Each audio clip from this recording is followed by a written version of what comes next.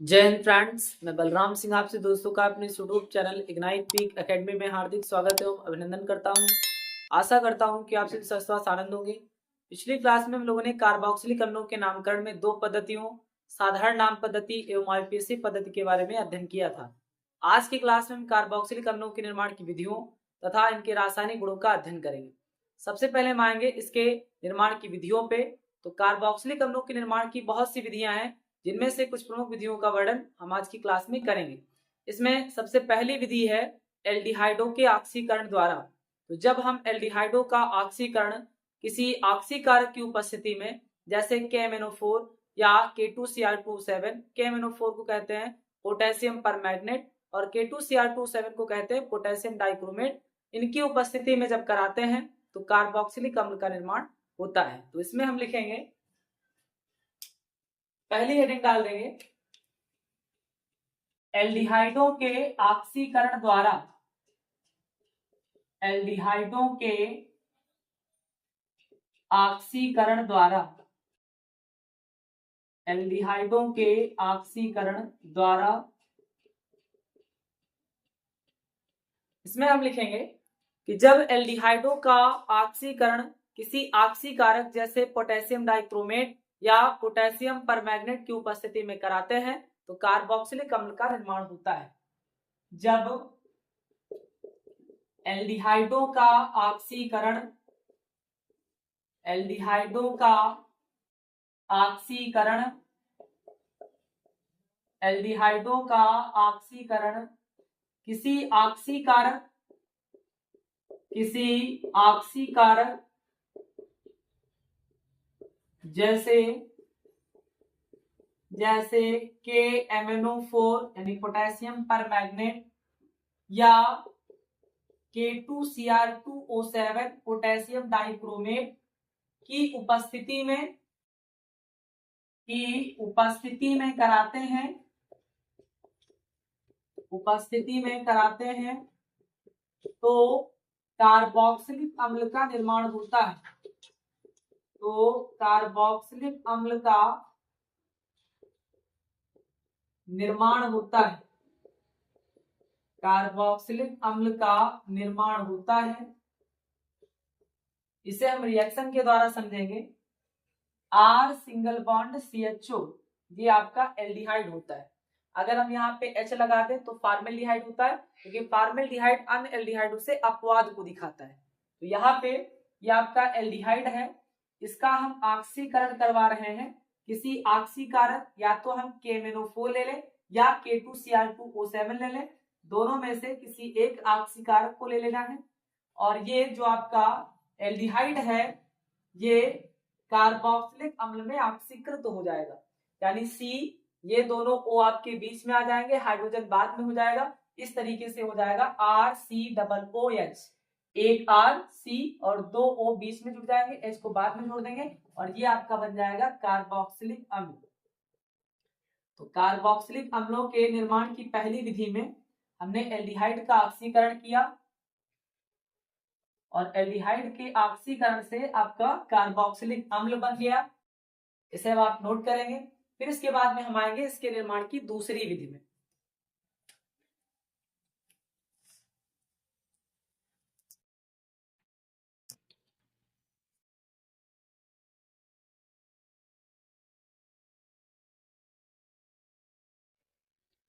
इसके बाद में इसकी दूसरी विधि में हम हेडिंग डालेंगे एस्टर से। तो अगली हेडिंग डालना है एस्टर से या एस्टर द्वारा। जब हम एस्टर का जल अपघटन कराते हैं तो कार्बोक्सिलिक अम्ल का निर्माण होता है। जब हम एस्टर का जल अपघटन कराते हैं तो कार्बोक्सिलिक अम्ल का निर्माण होता है।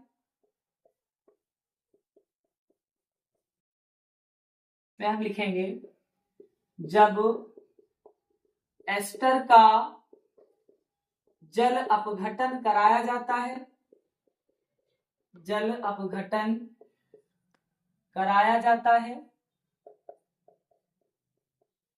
तो कार्बोक्सिलिक अम्ल का निर्माण होता है। तो कार्बोक्सिलिक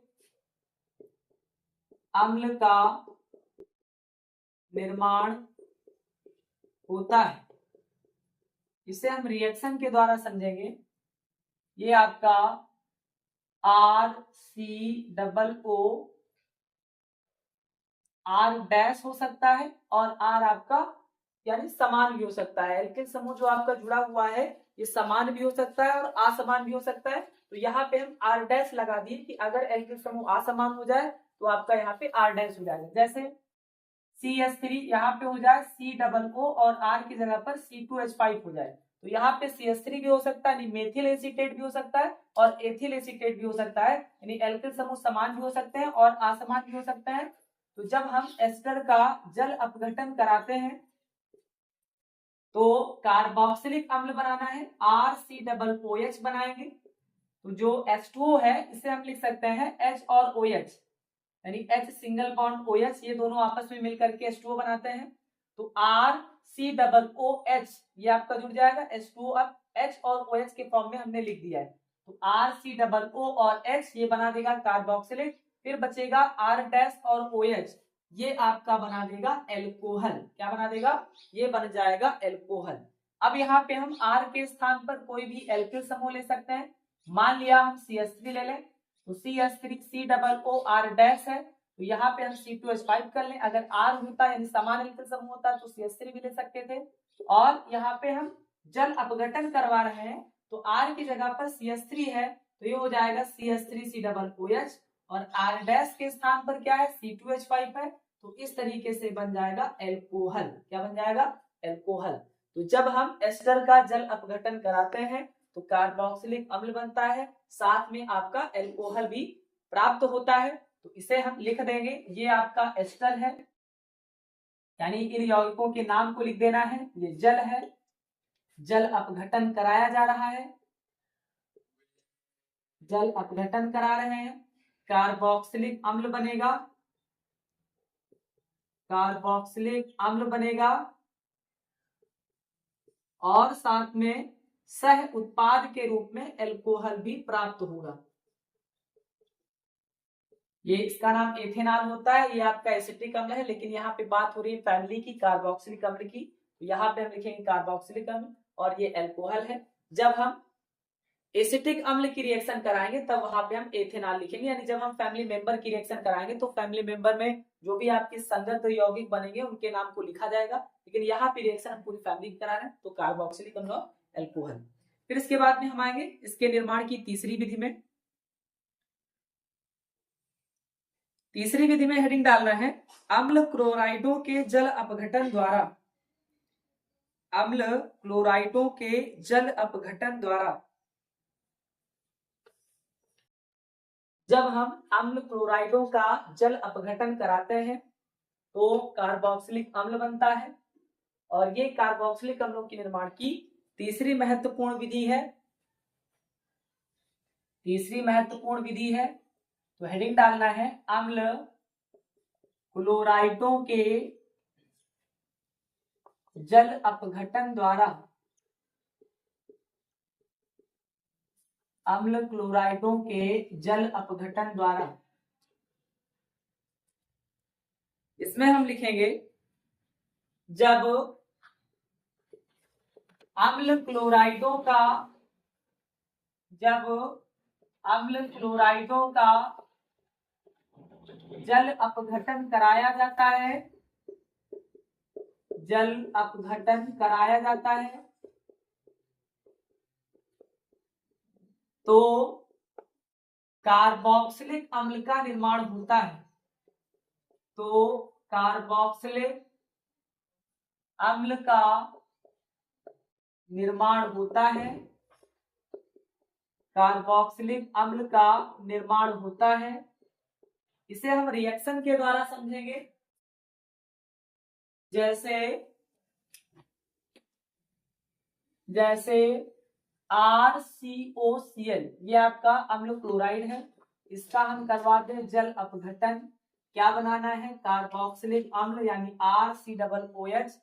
और यहाँ पे हम रिएक्शन को बैलेंस करने के लिए देखेंगे, एक R है, यहाँ भी एक R है, एक कार्बन, यहाँ भी एक कार्बन, तो ऑक्सीजन ये आपके 2 ऑक्सीजन जुड़ गए और एक हाइड्रोजन यहाँ पे आकर के जुड़ गया, यहाँ से एक हाइड्रोजन और क्लोरीन ये निकल करके बनाएगा हाइड्रोक्लोरिक अम्ल यानी HCl बनाएगा और इस तरीके से आपकी रिएक्शन बैलेंस हो जाएगी। यानी एक RC और ये O मिल करके डबल O हो जाएगा, ये H जुड़ जाएगा Cl के स्थान पर, Cl और यहाँ पे एक बचा हुआ हाइड्रोजन ये निकल करके HCl बनाएगा यानी हाइड्रोक्लोरिक अम्ल बनाएगा। इस तरीके से अगर हम R के स्थान पर कोई एल्किल समूह ले लें, मेथिल समूह या एथिल समूह ले लें, जैसे हमने यहाँ पे ले लिया CH3COCl एसिटिल क्लोराइड और इसका जल अपघटन करा दिया तो ये बन जाएगा CH3COOH और HCl आपका मुक्त हो जाएगा। इस तरीके से जब हम अम्ल क्लोराइड का जल अपघटन कराते हैं तो कार्बोक्सिलिक अम्ल बनता है, कार्बोक्सिलिक अम्ल बनता है। इसे आप नोट करेंगे। फिर इसके बाद में हम आएंगे कार्बोक्सिलिक अम्लों के भौतिक गुणों पे।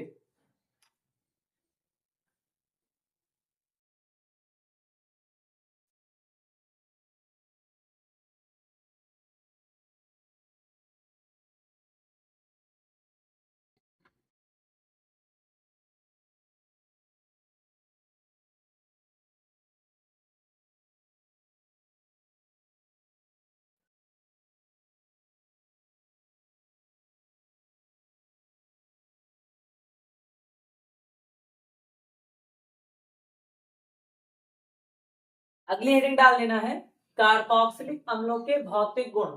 यानी कार्बोक्सिलिक अम्लों के निर्माण की विधियों में हमने 3 महत्वपूर्ण विधियों का अध्ययन किया। सबसे पहली विधि थी एल्डिहाइडों के ऑक्सीकरण द्वारा, यानी जब हम एल्डिहाइडों का ऑक्सीकरण कराते हैं तो कार्बोक्सिलिक अम्ल का निर्माण होता है।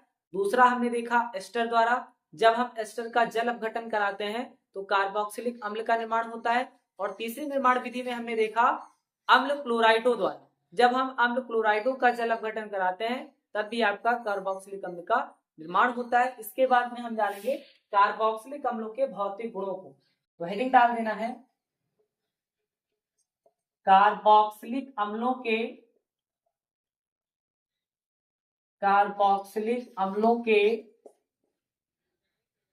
भौतिक गुण। कार्बोक्सिलिक अम्लों के भौतिक गुण। कार्बोक्सिलिक अम्लों के भौतिक गुणों में सबसे पहला भौतिक गुण है कि जो आपके निम्न सदस्य होते हैं, यानी कार्बोक्सिलिक अम्लों के जो निम्न सदस्य हैं ये तीक्ष्ण गंध वाले द्रव होते हैं, जबकि इनके जो उच्च सदस्य होते हैं ये रंगहीन और मोम की जैसे ठोस होते हैं। तो इसके पहले भौतिक गुण में हम लिखेंगे कि कार्बोक्सिलिक अम्लों के निम्न सदस्य कार्बोक्सिलिक परिवार कर दें, कार्बोक्सिलिक परिवार के निम्न सदस्य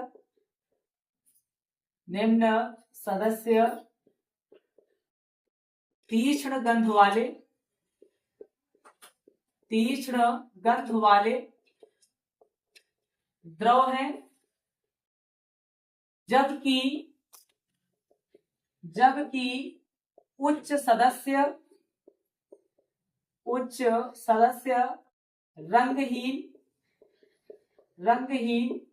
मोम के जैसे ठोस होते हैं, यानी मृदु ठोस होते हैं, मुलायम ठोस होते हैं, मोम के जैसे ठोस होते हैं। इसका दूसरा भौतिक गुण है कि जो कार्बोक्सिलिक अम्लों के निम्न सदस्य हैं ये जल में विलेय होते हैं, लेकिन जैसे जैसे एल्किल समूहों के आकार में वृद्धि होती है या हम कहें अणुभार में वृद्धि होती है, इनकी जल में विलेयता घटने लगती है, घटती जाती है।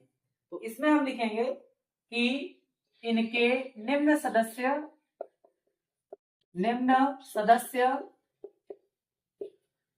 जल में पूर्ण विलेय होते हैं,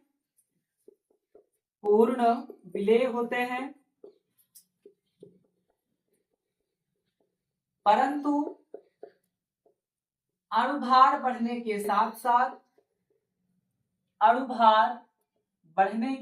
साथ अणुभार बढ़ने के साथ साथ इनकी जल में विलेयता, इनकी जल में विलेयता, इनकी जल में विलेयता घटती जाती है, इनकी जल में विलेयता घटती जाती है। इसका तीसरा भौतिक गुण है यह कार्बनिक विलायकों में विलेय होता है। यानी इसके तीसरे भौतिक गुण में हम लिखेंगे कि जो आपके कार्बोक्सिलिक अम्ल होते हैं ये कार्बनिक विलायकों जैसे बेंजीन, ईथर, एल्कोहल इन सभी में क्या होते हैं? विलेय होते हैं। कार्बनिक विलायकों में,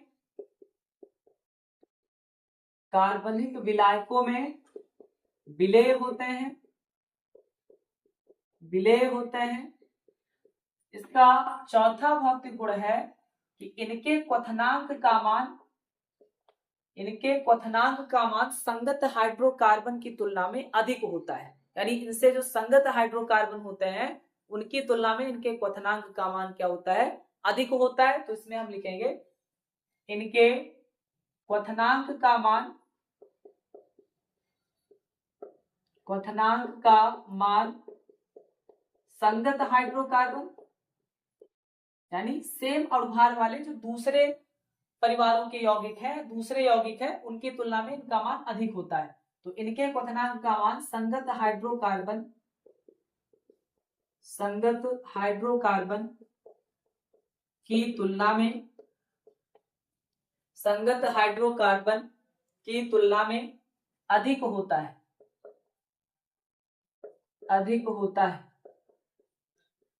यानी कार्बोक्सिलिक अम्लों के भौतिक गुणों में सबसे पहला भौतिक गुण है कि कार्बोक्सिलिक परिवार के निम्न सदस्य तीक्ष्ण गंध वाले द्रव हैं, जबकि उच्च सदस्य रंगहीन मोम के जैसे ठोस होते हैं। इसका दूसरा भौतिक गुण है कि इनके निम्न सदस्य जल में पूर्ण विलेय होते हैं, परंतु अणुभार बढ़ने के साथ साथ इनकी जल में विलेयता का मान घटता जाता है। तीसरा भौतिक गुण है कि यह कार्बनिक विलायकों में विलेय होते हैं जैसे बेंजीन, ईथर, एल्कोहल आदि में। इनके क्वथनांक का मान संगत हाइड्रोकार्बन की तुलना में अधिक होता है। यानी संगत हाइड्रोकार्बन का मतलब होता है कि इनके ही अणुभार के जैसे जो अन्य फैमिली के यौगिक होते हैं, अन्य जो महत्वपूर्ण यौगिक होते हैं, उनसे इनका क्वथनांक अधिक होता है। फिर इसके बाद में हम आएंगे कार्बोक्सिलिक अम्लों के रासायनिक गुणों पे। अगली हेडिंग डाल देना है कार्बोक्सिलिक अम्लों के रासायनिक गुण। कार्बोक्सिलिक अम्लों के रासायनिक गुण।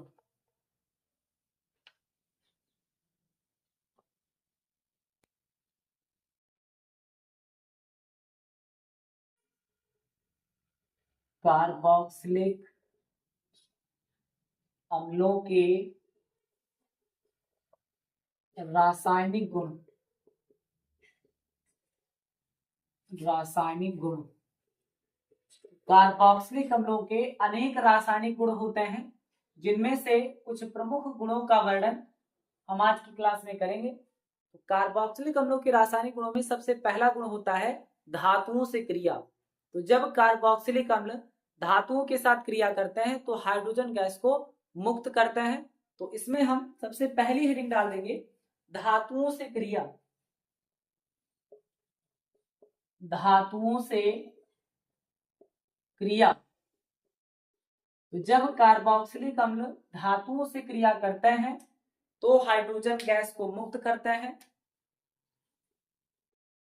जब कार्बोक्सिलिक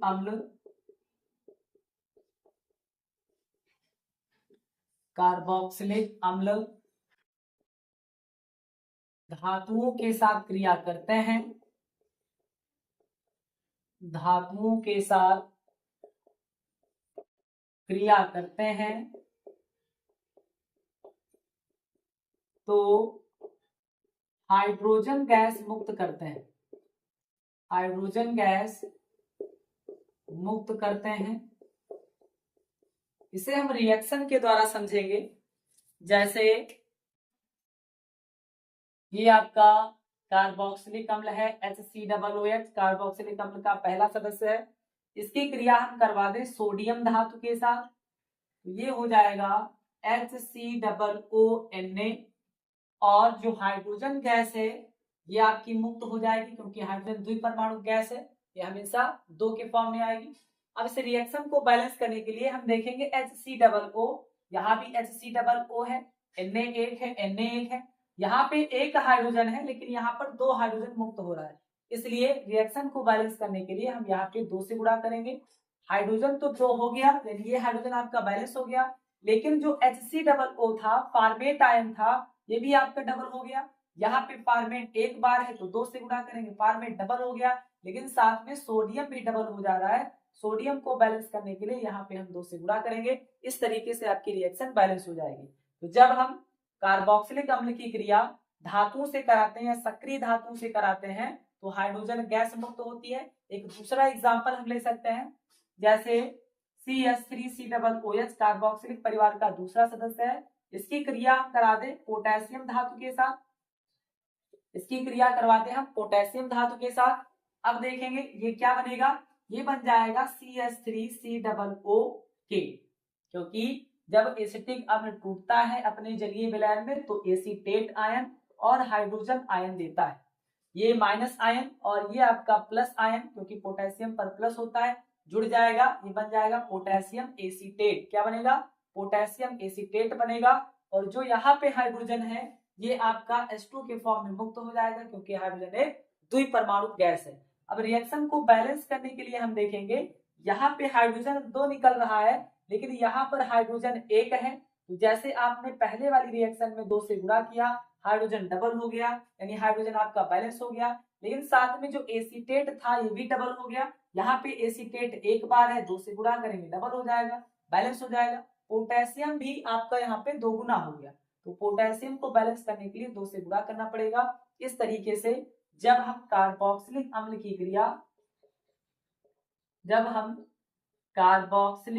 की क्रिया धातुओं के साथ कराते हैं तो ये आपका बन जाता है पोटेशियम एसीटेट या सोडियम एस्फार्मेट, यानी ये आपका बन जाता है लवण। ये क्या कहलाता है, ये बनता है आपका लवण। इसे हम कहें सोडियम फार्मेट हो जाता है क्योंकि ये फार्मिक अम्ल से बना है। ये पोटेशियम एसीटेट हो जाता है क्योंकि एसिटिक अम्ल से बना है। और ये आपकी हाइड्रोजन गैस मुक्त हो जाती है, ये हाइड्रोजन गैस मुक्त हो जाती है। इस तरीके से जब धातुओं के साथ कार्बोक्सिलिक अम्ल क्रिया करता है तो लवण और हाइड्रोजन गैस मुक्त होती है। फिर हम आएंगे इसके दूसरे रासायनिक गुण पे। तो दूसरे रासायनिक गुण पे हेडिंग डालना है क्षारों से क्रिया। क्षारों से क्रिया, तो जब कार्बोक्सिलिक अम्ल क्षारों के साथ क्रिया करता है तो जहां पे आपका H2 निकल रहा होता है, हाइड्रोजन गैस निकल रही होती है, वहां पे आपको ऑक्सीजन जोड़ करके यानी जल निकालना होता है। हाइड्रोजन की जगह पर क्या निकलेगा, जल निकलेगा। और आपकी सेम रिएक्शन यही रहेगी, बस Na के सामने यहाँ पे OH हो जाएगा, क्योंकि क्षार वे पदार्थ होते हैं जो अपने जलीय विलयन में आयनित होकर के हाइड्रोक्सिल आयन देते हैं। तो सोडियम के सामने अगर हम OH जोड़ देंगे आपका क्षार हो जाएगा, और यहाँ पे जहां H2 निकल रहा है, हाइड्रोजन निकल रहा है, वहां पे जल निकलेगी और ये रिएक्शन आपकी बैलेंस हो जाएगी। तो अगली हेडिंग डाल देंगे क्षारों से क्रिया। क्षारों से क्रिया,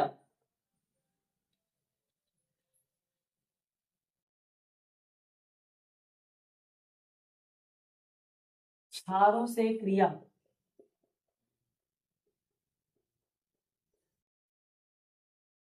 अब जो कार्बोक्सिलिक अम्ल होता है ये आपका अम्ल है, क्योंकि अम्ल लिखा हुआ है, ये क्षार से क्रिया करेगा तो लवण और जल का निर्माण होगा, जिसे हम क्या कहते हैं, उदासीनीकरण अभिक्रिया भी कहते हैं।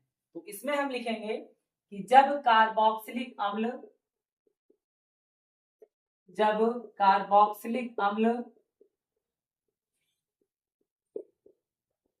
क्षारों के साथ क्रिया करता है, क्षारों के साथ क्रिया करता है,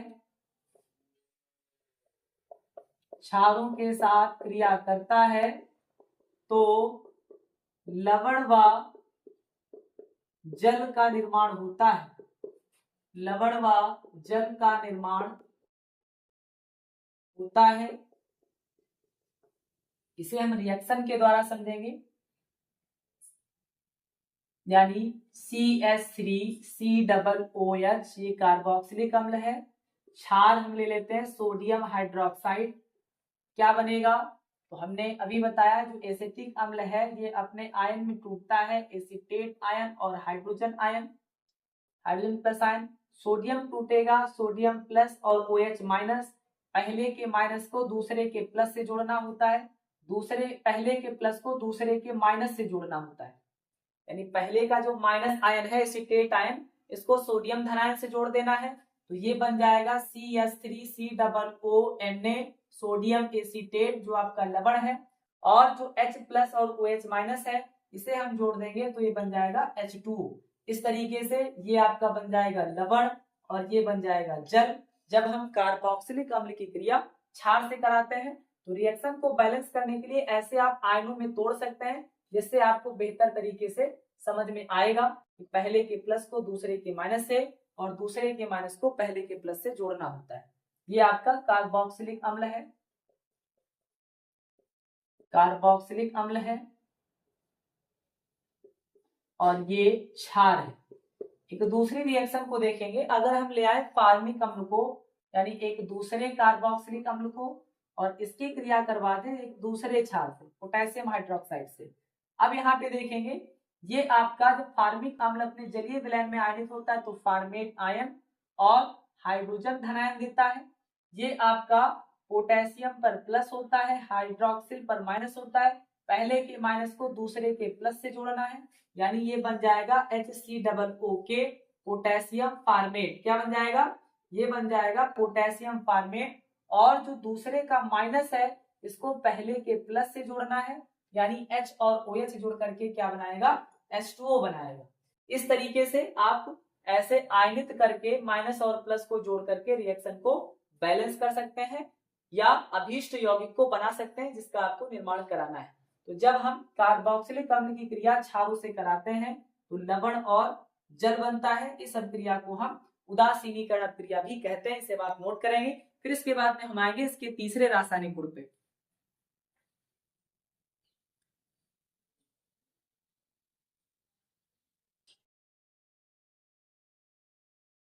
तीसरे रासायनिक गुण में हेडिंग डाल देना है एल्कोहल से क्रिया। एल्कोहल से क्रिया।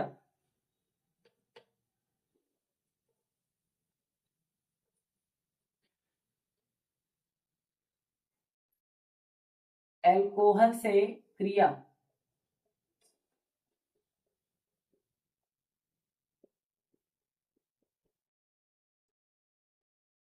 तो जब कार्बोक्सिलिक अम्लों की क्रिया एल्कोहल से कराई जाती है तो एस्टर और जल का निर्माण होता है। इस अभिक्रिया को हम एस्टरीकरण अभिक्रिया भी कहते हैं। तो इसमें हम लिखेंगे जब कार्बोक्सिलिक अम्ल की क्रिया, जब कार्बोक्सिलिक अम्ल की क्रिया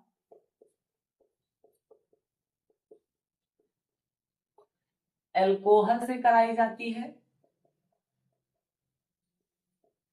एल्कोहल से कराई जाती है तो एस्टर का निर्माण होता है। एस्टर का निर्माण होता है। एस्टर का निर्माण होता है। यह अभिक्रिया एस्टरीकरण कहलाती है। यह अभिक्रिया एस्टरीकरण अभिक्रिया कहलाती है।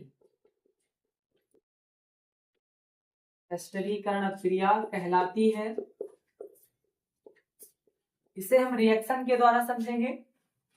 CH3COOH ये आपका कार्बोक्सिलिक अम्ल है, इसकी क्रिया हम करवा दें CH3OH एल्कोहल से, तो ये क्या बन जाएगा?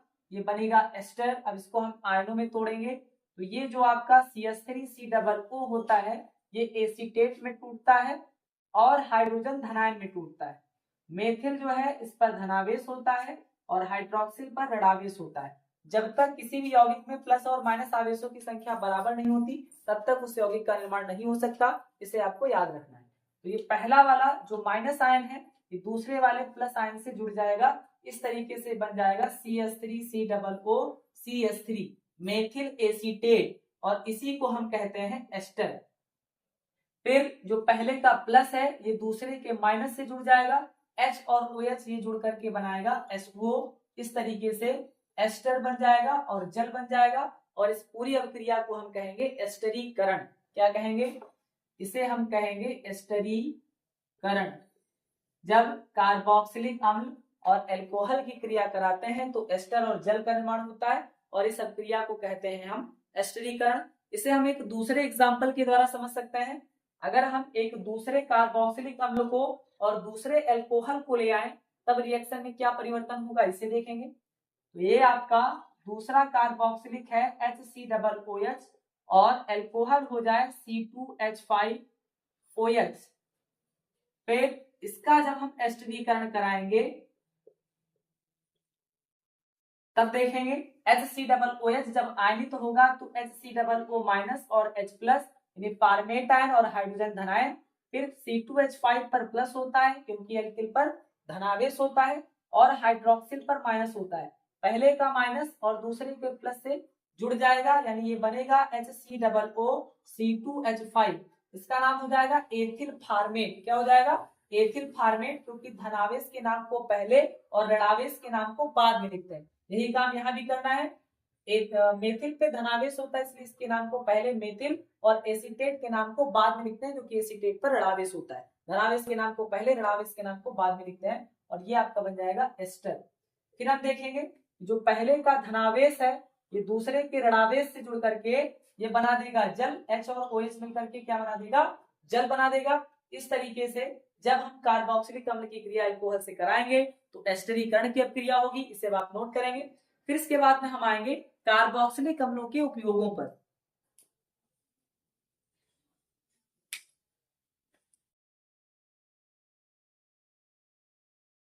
अगली हेडिंग डाल देना है कार्बोक्सिलिक अम्लों के उपयोग। यानी कार्बोक्सिलिक अम्लों के रासायनिक गुणों में हमने देखा सबसे पहला इसका रासायनिक गुण था धातुओं से क्रिया, हाइड्रोजन गैस मुक्त होती थी। दूसरा क्षारों से क्रिया, लवण और जल बनता था। तीसरा हमने देखा एल्कोहल से क्रिया, एस्टर का निर्माण होता था। अब इसके बाद में हम कार्बोक्सिलिक अम्लों के उपयोगों को जानेंगे, यानी कार्बोक्सिलिक अम्ल का उपयोग कहाँ कहाँ पे किया जाता है इसकी जानकारी प्राप्त करेंगे। कार्बोक्सिलिक अम्लों के बहुत से उपयोग हैं, जिनमें से कुछ प्रमुख उपयोगों का वर्णन हम आज की क्लास में करेंगे। सबसे पहला उपयोग इसका होता है विलायक के रूप में। तो पहले उपयोग में हम लिखेंगे विलायक के रूप में। विलायक के रूप में इसका दूसरा उपयोग होता है खाद्य पदार्थों के निर्माण में। जैसे आपने देखा होगा अचार, जैम, मुरब्बा आदि के निर्माण में एस्टिक अम्ल का उपयोग होता है, और एस्टिक अम्ल कार्बोक्सिलिक अम्ल का एक प्रमुख सदस्य होता है। तो हम लिखेंगे इसके दूसरे उपयोग में खाद्य पदार्थों के निर्माण में। खाद्य पदार्थों के निर्माण में, खाद्य पदार्थों के निर्माण में। इसका तीसरा उपयोग है औषधियों के निर्माण में, यानी औषधियों के निर्माण में भी कार्बोक्सिलिक अम्लों का उपयोग किया जाता है। तो तीसरा उपयोग हो जाएगा औषधियों के निर्माण में। औषधियों के निर्माण में। इसका चौथा उपयोग है सौंदर्य प्रसाधन की वस्तुओं के निर्माण में भी कार्बोक्सिलिक अम्लों का उपयोग किया जाता है। तो हम चौथे उपयोग में लिख सकते हैं सौंदर्य प्रसाधन के रूप में, यानी ब्यूटी पार्लर में इसका उपयोग होता है। बहुत सी सौंदर्य प्रसाधन की वस्तुओं को बनाने के लिए इसका उपयोग ब्यूटी पार्लर में किया जाता है। तो सौंदर्य प्रसाधन के रूप में, सौंदर्य प्रसाधन के रूप में। और इसका जो पांचवा उपयोग है ये होता है रबर उद्योग में, यानी रबर उद्योग में भी हम एसिटिक अम्ल का उपयोग करते हैं, यानी कार्बोक्सिलिक अम्ल का उपयोग करते हैं। तो कार्बोक्सिलिक अम्लों के उपयोगों में सबसे पहला उपयोग है विलायक के रूप में, दूसरा उपयोग है खाद्य पदार्थों के निर्माण में, तीसरा उपयोग है औषधियों के निर्माण में, चौथा उपयोग है सौंदर्य प्रसाधन के रूप में, और पांचवा उपयोग है रबर उद्योग में। तो ये आपके कार्बोक्सिलिक अम्लों के उपयोग हैं, इसे आप नोट करेंगे। इस तरीके से आज की क्लास में हमने कार्बोक्सिलिक अम्लों के निर्माण की विधियों, उनके भौतिक गुणों, रासायनिक गुणों तथा उपयोगों का अध्ययन किया है। इससे अगली क्लास में हम कार्बोक्सिलिक अम्लों का प्रथम सदस्य फार्मिक अम्ल बनाने की विधियों तथा रासायनिक गुणों का अध्ययन करेंगे। तब तक के लिए पढ़ते रहिए, बढ़ते रहिए। Thank you. जय हिंद, जय भारत।